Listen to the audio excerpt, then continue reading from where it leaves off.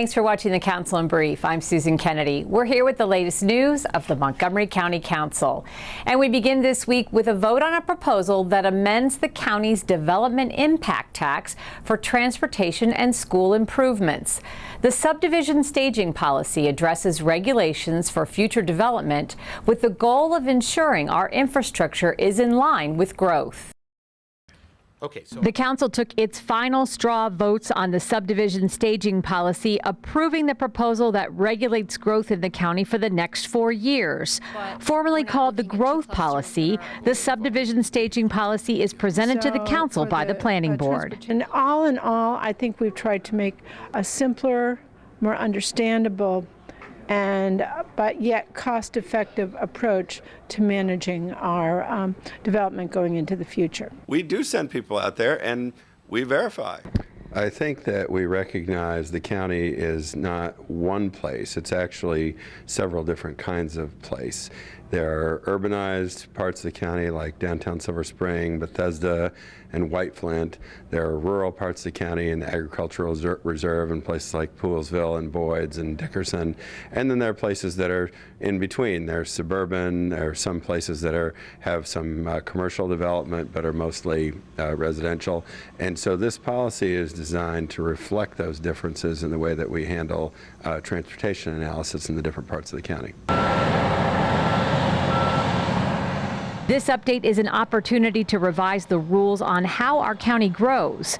The new proposal modifies the method of calculating the transportation and public school impact tax.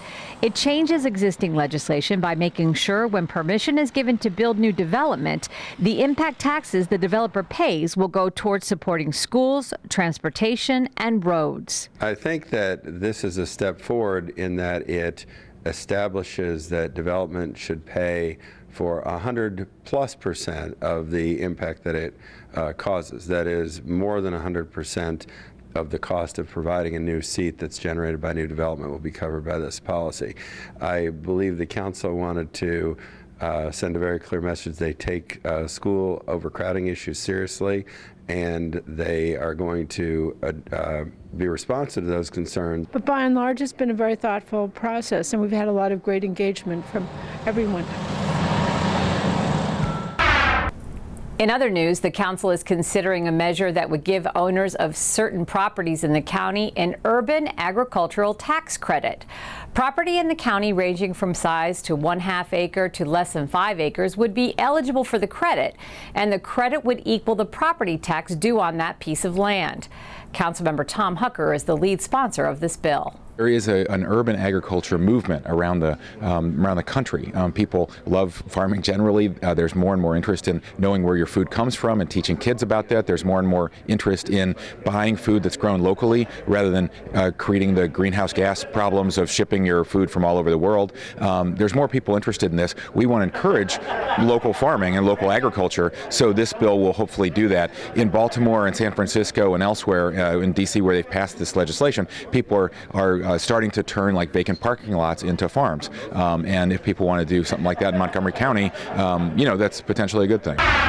Council Vice President Roger Berliner and 6 of his colleagues are in favor of a special appropriation and CIP amendment to add $8 million to the county's residential and rural roads resurfacing plan. As Mr. Berliner tells us, these funds are needed to address the backlog of road improvements across the county. County government, local government is often judged by doing the basics right. And nothing is more basic than making sure our roads are actually in decent condition. And we have fallen behind. Our council has continued to supplement the county executive's budget year after year. In this instance, we met the county executive's budget request and found out that communities have been told that, oh my goodness, all the things that we had scheduled can't happen now.